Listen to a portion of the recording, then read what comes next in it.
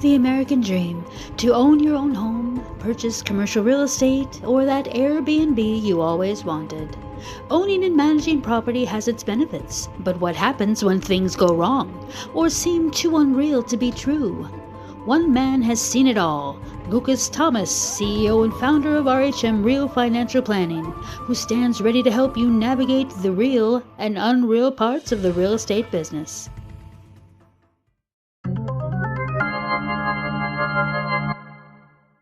If you have a property that you don't really care about selling immediately, you can put some interest on it and finance the house yourself, seller financing. So that it is really cool and is a really popular option in some places. So yeah.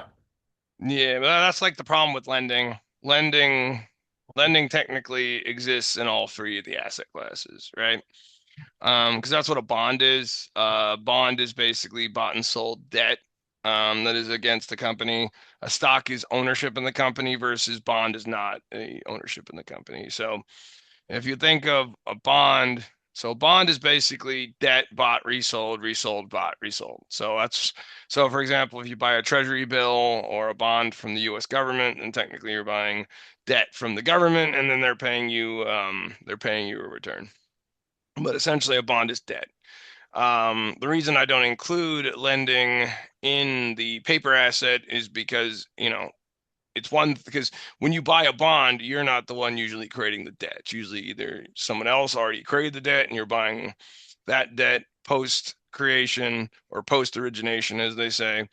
Um, and that's why I usually don't include it because it just doesn't make sense in the paper asset world. Because, for example, if you do seller finance, you're technically originating, which means it's a business, but then it's quasi real estate. So, and when we do the real estate episode, we're going to talk about businesses inside real estate because real estate itself has a lot of businesses inside it.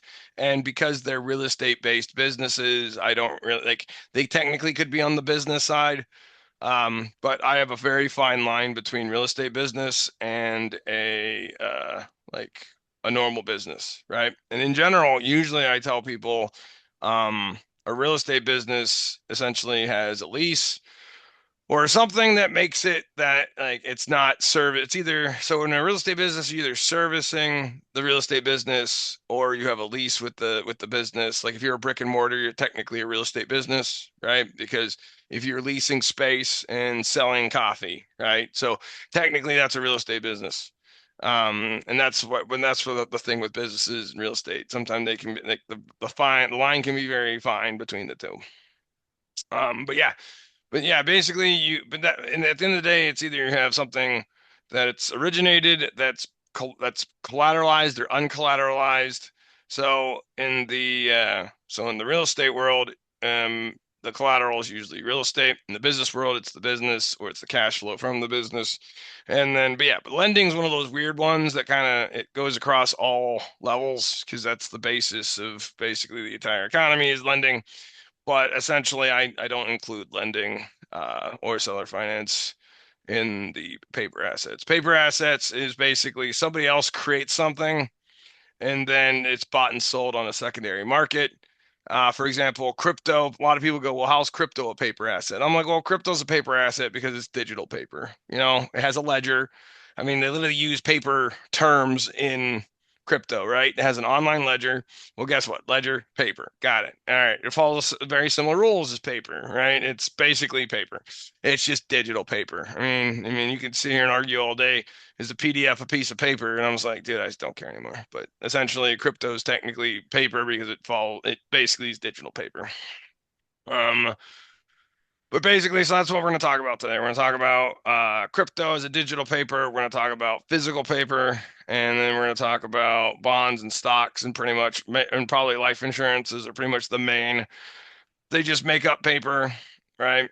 And then that's what paper is. So paper is, I mean, half the time paper is just saying, hey, guess what? I'm doing an option or a put or whatever, and then you're doing puts and options, and then you're selling pieces of paper to other pieces of people and then you're basically making, and it's no different than Cal C and all these gambling websites, these prediction markets, as they say. I mean, they're pretty much what's funny thing about the prediction markets is they're pretty much the same thing that options are.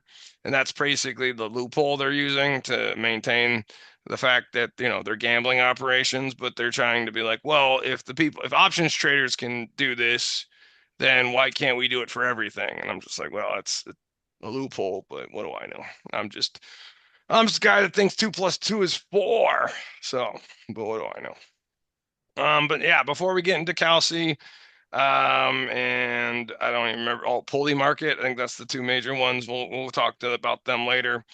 So I mean, even those are technically paper assets, right? I'm selling an option that says, or I'm selling a contract that says the sky is blue, right? And anyone that bets against my contract that the sky is not blue is going to lose, and I'm going to collect their money, right? And I mean, that's pretty much that's a paper asset, right? It's two people agreeing to a contract, and the payoff or the payout is based off the prediction. But we'll talk about that later. Which one do you want to start with now, Karl? Which one do you want to do first? Not good in this sector, but I wanted to ask, does hard money technically, if you become your own hard money, I mean, not that most people do that option, but I'm sure some people do where they sell it on their own secondary market. But for like a mom and pop level hard money, it doesn't count as paper either. Or does So, it fit into every category again? no, it fits in that's a real estate business Mm. because for me, if you create paper on real estate, it's real estate. You know what I mean? Like the collateral itself makes the paper. And that's why I got to be careful with these paper assets because, like I said, paper assets mean it's paper, right? It's bought and sold. So technically, I'll give you an example.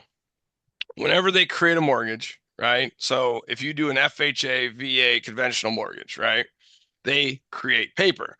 The business was the lender originating the loan. It's no longer a business once the loan's originated. It becomes paper.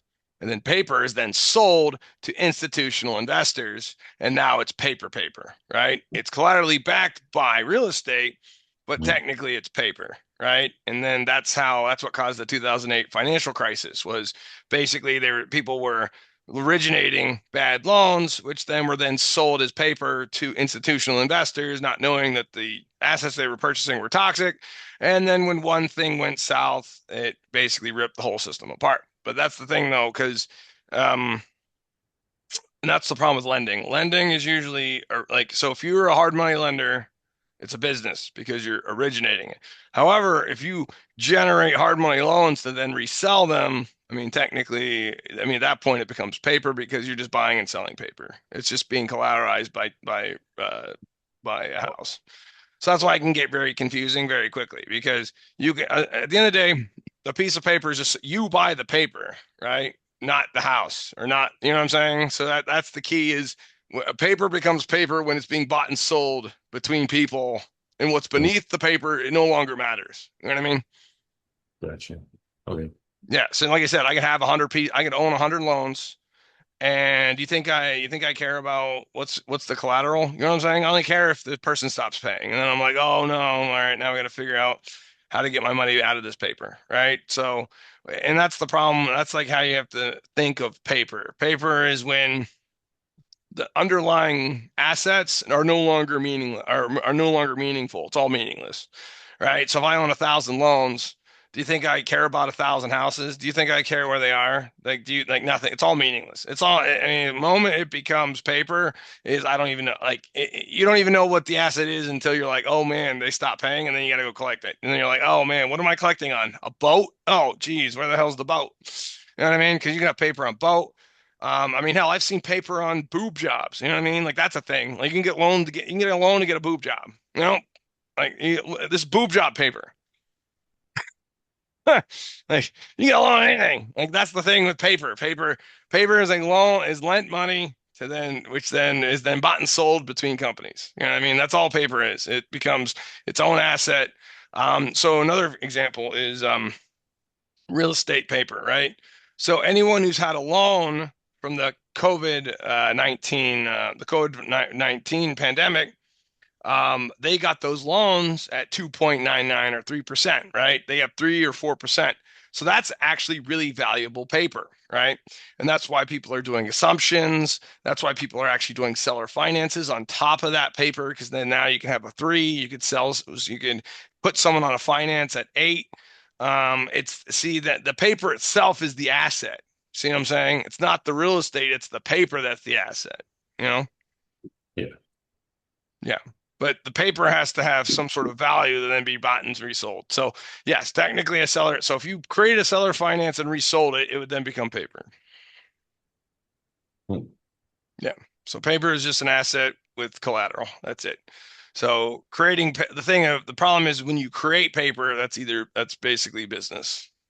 Yeah. So I see. because especially for hard money, because hard money is not something, like you're actually out in the world meeting people trying to generate paper. You know what I mean? It's not. I mean, that's a business. I'm giving you my money to create paper, and then I can sell the paper, or I can keep the paper, or they're going to pay the paper off. You know what I mean? But that's a business, not a paper asset. A paper asset is like owning Coca-Cola stock for like 150 years. You know what I mean? Yeah. So then that's the thing. And then I can turn around and sell that paper to somebody else, you know what I mean, at a set price. And that's basically what paper is. So paper is essentially when the paper itself is the asset, not the underlying collateral. I guess that's the Gotcha. best definition I can give you is paper becomes paper when no one cares about the underlying asset, essentially. Gotcha.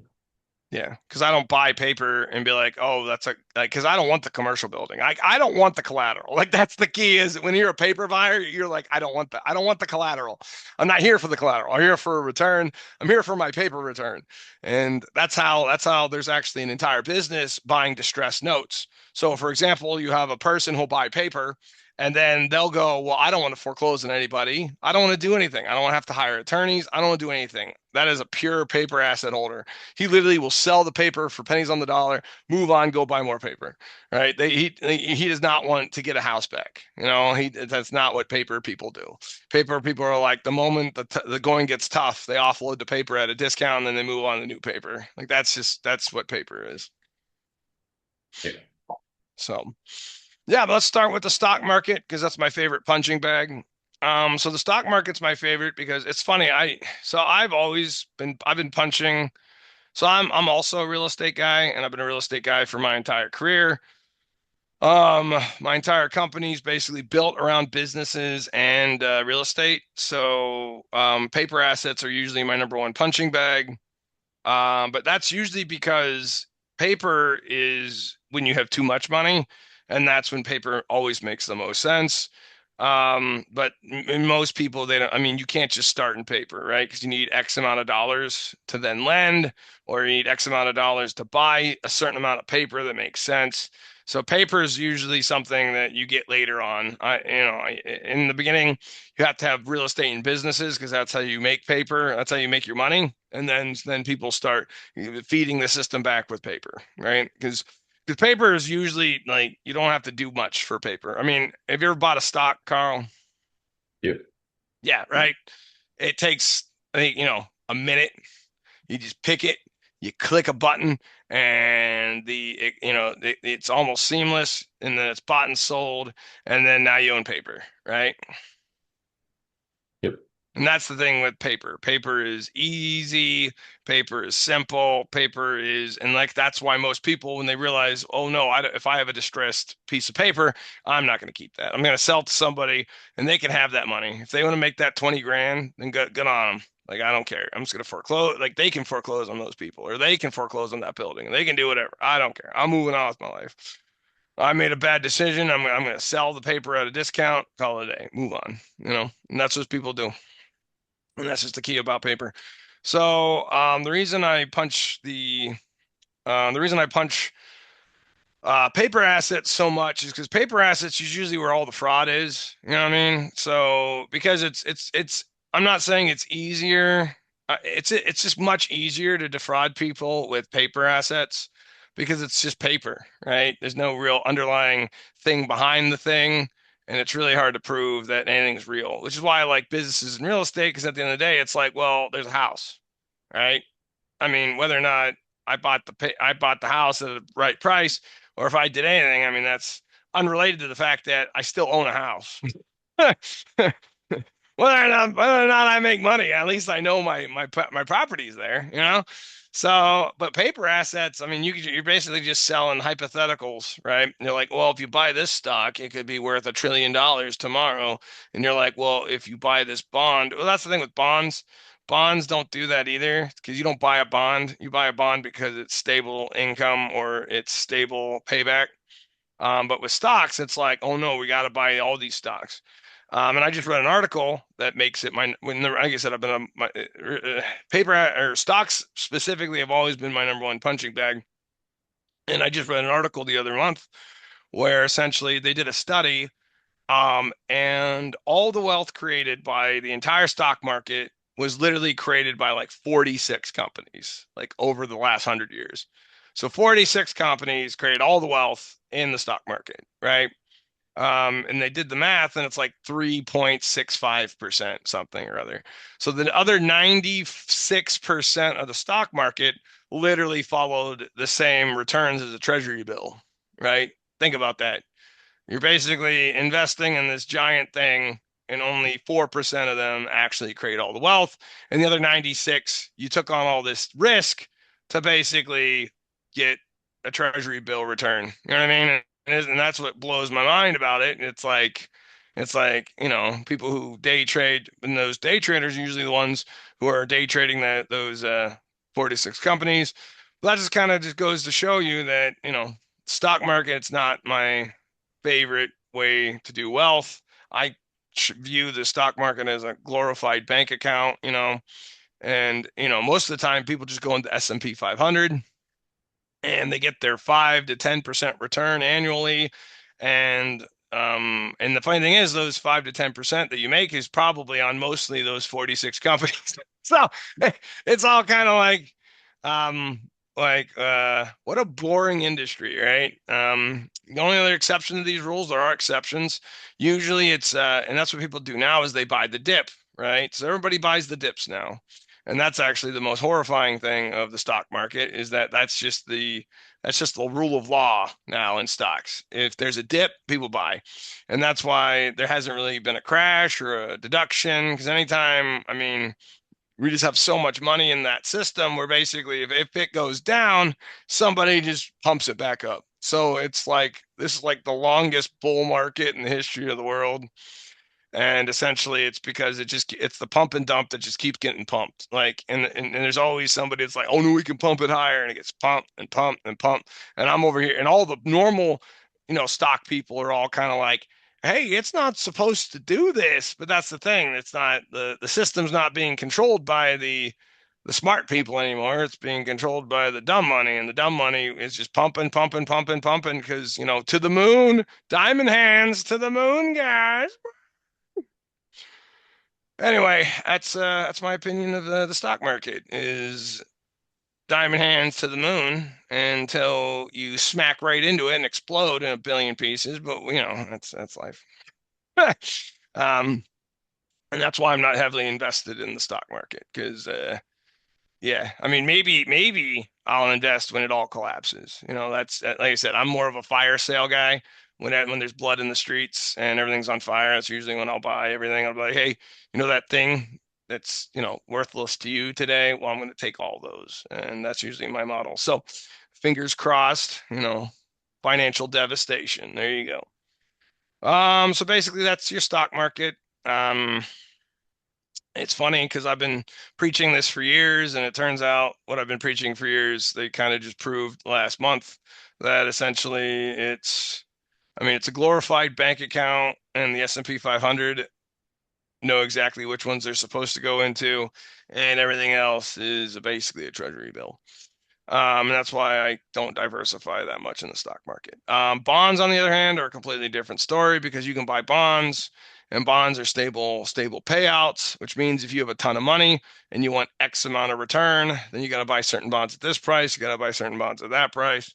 You got mutual fund or not mutual funds. You got municipality bonds, which are tax free.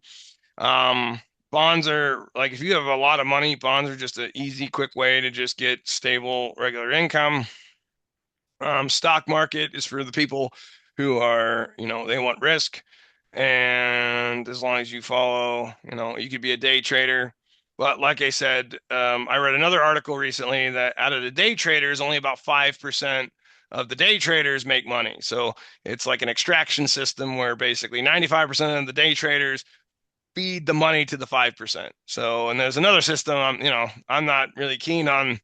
I'm not really keen on those systems. I mean, I'm gonna have to think of a name of those for those, Karl. Like, what's it, like extraction machines, right? There's certain financial systems. They're just extraction machines, right? It's always the way they're designed. I mean, hell, even a Ponzi scam is an extraction machine. I mean, a lot of these things are just, they're extraction machines. Basically, the 5% professionals will basically take the money from the other 95%, and that's how the game is played. That happens in stocks, that happens in Ponzi scams, that happens in multi-level marketing. I mean, it happens in basically any sort of financial product. Essentially, actually even in gambling. I mean, we haven't got the pulley market yet in Calci, but I mean, we're talking DraftKings and everything. It's basically 5% takes from the 95, and that's pretty much the extract. I mean, it's literally all these financial instruments. They're all just extraction machines, and that's why I'm not a huge fan of the paper asset, because a paper asset class, because unless you're in that 5%, you're the 95% of suckers, and that's the key for when I teach paper assets. Make sure I don't see, I know a lot of people who make a lot of money in the paper world, and guess what? They're probably the 5%. Well, good luck. Oh man, good luck on that, man. Good luck on being the 5% that makes all the money, right? And that's why I always warn people. It's like, you got to understand the system, right? That's how it works. 5% make the money off the 95. So you got to make sure you're on the right side of that equation, right? I'll give you an example. So the stock market, pre-Security Exchange Commission, it's very similar to crypto now. So I'm going to tell you one story to tell you another story. So crypto is basically an unregulated stock market. I mean, this it's an old dog new trick type of situation. So before the Security Exchange Commission existed, the stock market operated very similar to crypto, right? There was no regulation. People were insider trading. People were selling nothing. They were Ponzi scamming. I mean, before the Security Exchange Commission, the stock market was just a gambling hall, right? And I'm telling you this story so you can understand my opinion on crypto, right? Because crypto is essentially the same thing. It's a gambling hall, and you got to make sure on the right side of the equation. And we're going to get more into crypto in a little bit, but before the Security Exchange Commission, it was just a gambling hall, right?